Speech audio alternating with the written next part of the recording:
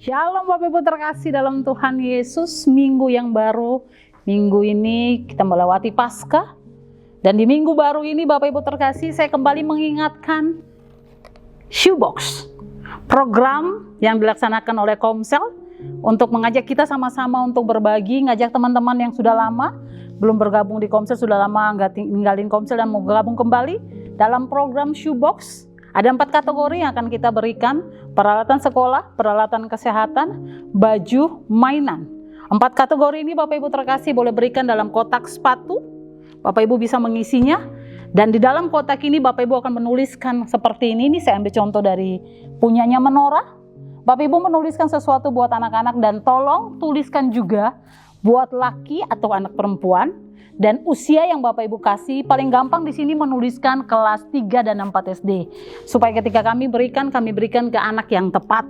Usianya laki apa perempuan. Biar dia bisa dipakai, dipergunakan sesuai dengan kebutuhannya. Bapak Ibu yang telah berikan, ucapan terima kasih buat partisipasi dalam program ini. Dan yang sedang mempersiapkan, kami berdoa semangat untuk mempersiapkan ini. Yang sudah ada, Bapak Ibu boleh kumpulkan di Gembala Komsel atau di Gembala Sektor, dan jika sudah lengkap boleh bawa ke Rokofis.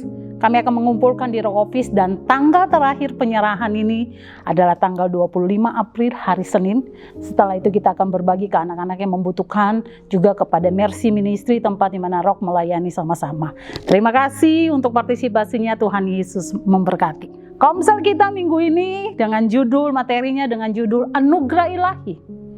Khotbah dari Bapak Gembala kita, Pendeta Daniel Daniwar Tanujaya. Bapak Ibu terkasih, ketika Bapak Ibu ingin beli barang, ada pertanyaan yang penting. Bapak Ibu mau beli barang itu barang bekas atau second yang bergaransi, ataukah Bapak Ibu mau beli barang baru tapi tidak ada garansi? Ada 2 hal yang saya tahu biasanya kita lihat itu di handphone, sepeda motor. Bapak Ibu bisa milih itu. Kenapa Bapak Ibu pilih 2 hal ini? Yang second bergaransi atau lunas tidak bergaransi? Bapak Ibu bisa sharekan, berbagi kenapa memilih yang demikian. Demikian firman Tuhan. Sebab tidak mudah seorang mau mati untuk orang yang benar, tetapi mungkin untuk orang yang baik ada yang berani mati.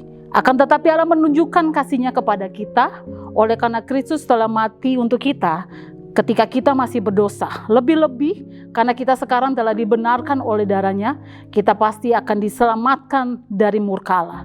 Sebab jikalau kita, ketika kita masih seteru diperdamaikan dengan Allah oleh kematian anaknya, lebih-lebih kita yang sekarang telah diperdamaikan pasti akan diselamatkan oleh hidupnya.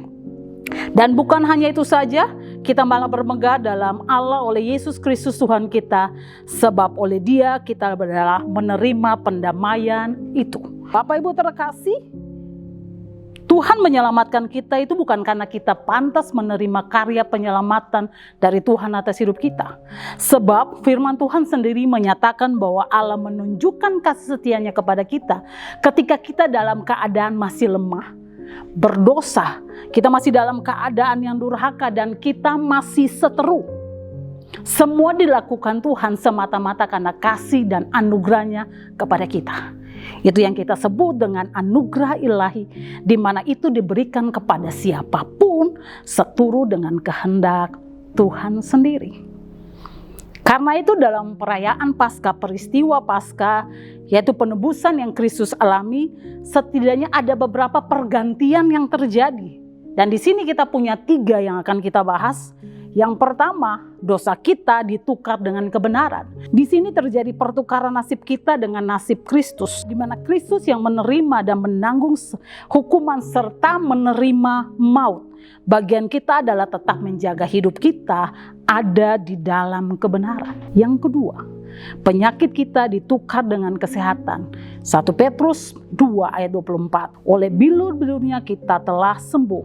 Merupakan janji yang kuat dari Tuhan kepada kita. Pasti ada kesembuhan, pasti ada pemulihan, dan penyertaan Tuhan senantiasa. Yang ketiga, kesedihan kita ditukar dengan sukacita. Yesaya 61 ayat 3. Tuhan akan menghapus air mata, beban emosional, tekanan, dan segala hal yang terjadi, segala hal yang tidak mudah bagi kita. Tuhan akan gantikan dengan sukacita yang berlimpah. Roma 6 ayat 10-11, Bapak Ibu terkasih, hidup kekristenan adalah hidup yang senantiasa mati terhadap dosa dan hidup bagi Allah. Itulah materi komsel kita di minggu ini. Bapak Ibu bisa berbagi di dalam komsel Bapak Ibu terkasih, sambil nanti Bapak Ibu merenungkan 2 pertanyaan dalam perenungan. Dan selesai itu, setelah Bapak Ibu share, kita akan tutup dengan doa syafaat sama-sama. Berbagi untuk berdoa syafaat, ada beberapa pokok doa yang bisa Bapak Ibu doakan di komsel. Demikian materi komsel kita, mari kita berdoa. Bapa terkasih dalam Tuhan Yesus, terima kasih buat karya penyelamatan yang Tuhan beri bagi kami. Kehidupan-Mu Engkau beri bagi setiap kami. Biar kami terus hidup dalam Engkau, kami hidup dalam kebenaran-Mu, dan di atasnya nama-Mu Tuhan dipermuliakan. Terpuji nama-Mu, dalam nama Yesus kami berdoa. Amin. Tuhan Yesus memberkati.